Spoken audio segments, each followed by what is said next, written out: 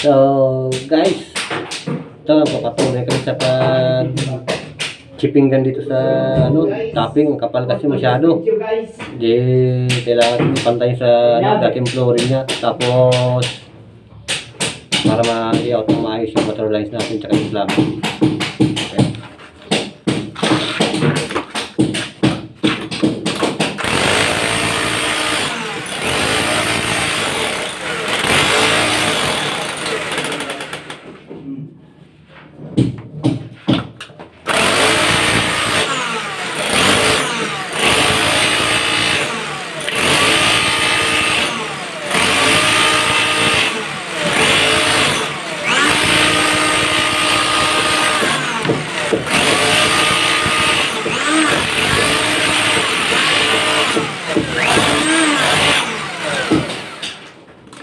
Siya ba ang dahilan?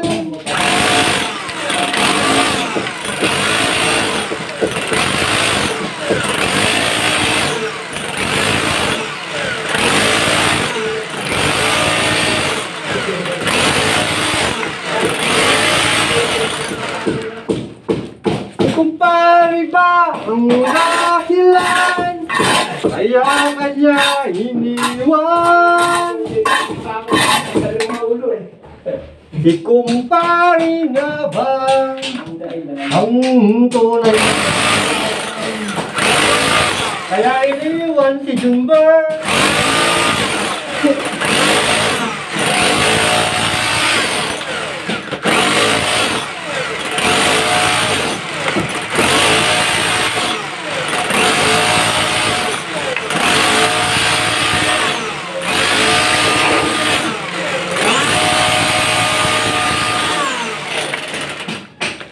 Okay guys, ngayon masyado. So guys, dinidemolish tong isa dito, yung ceiling. Di bukas darating yung mag-electrical. Lalatag ito lahat ng wirings. Tatlo kasing ganito to guys, tatlo. Yan. Ito yung pinaka-barracks namin dito. Yung dalawa nandito.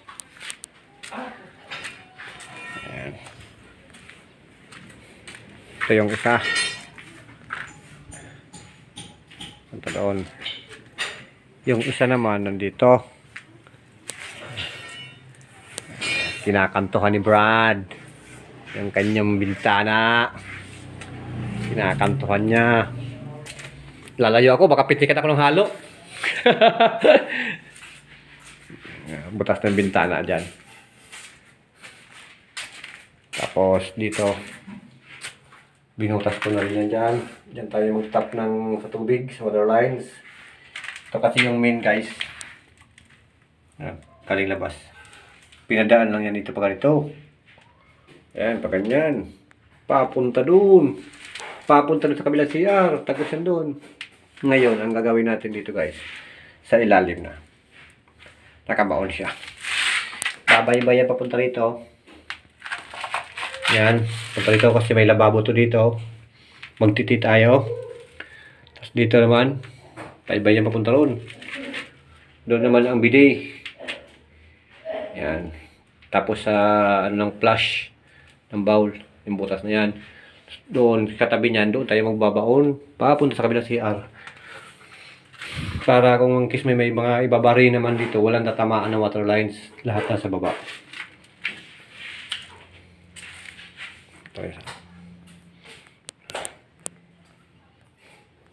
Yan. Tahimik. Yan guys.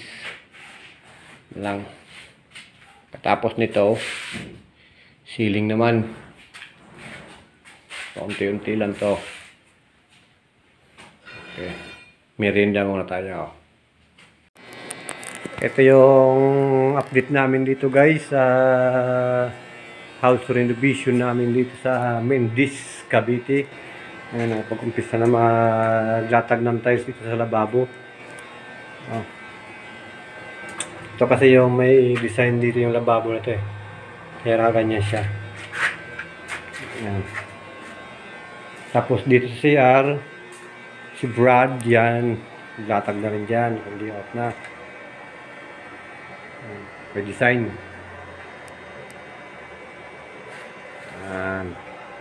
Flooring. Tapos, ito naman yung gagamitin ko naman sa back ng lababo. Ngayon niya. Hawid din, may design din. Parang ito sa 60 by 60. Siya guys. Yan. So, isang ano lang to, isang patong lang. 30 lang yung height. Para katapos nitong CR at yung lavabo, ceiling naman. Tatlong ano kasi ito guys, tatlong dating apartment kasi ito eh. Meron doon, itong division, pinutasan lang to dito. Kasi nabili na nila. Tapos dito, meron pang isa doon sa pinaka-barracks din namin. Pinapaunti-unti lang muna, baitang-baitang lang muna yung gagawin. Inuna namin yung bubong, papunta sa lababo, sa CR, pababa naman, dito naman sa ceiling, tapos pasilya, pintura, tapos yung tiles ng flooring. Yung mga baitang-baitang sila nakadrop dito. Mga materialis natin, kumpleto naman na. Pasensya lang kayo guys, mga kalat pa. Ito yung lababo ito, malaki. Mahal eh. Napakamahal. Ang ganda ng lababo. Ayan eh. Ganda guys. Ganda ng design nito. Pwede kusang maghuhugas ito ng ano, yung baso pag pinasok mo sa ano. Ito, kaya yung ano na yun, may seawall yun yung sa tiles, may naka-drop dito eh. Sa gripo, tsaka pag ano lang, i-update ko lang kayo dito guys. Para kasana. Ito yung bowl. Lutuan. Kompleto na lahat siya. Puro ganyo. Ayan.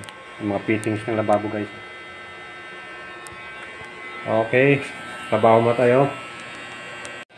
So yun guys. Yun muna yung update namin sa ginagawa namin. Maraming salamat nga pala guys sa inyong walang sawang suporta sa aking munting channel.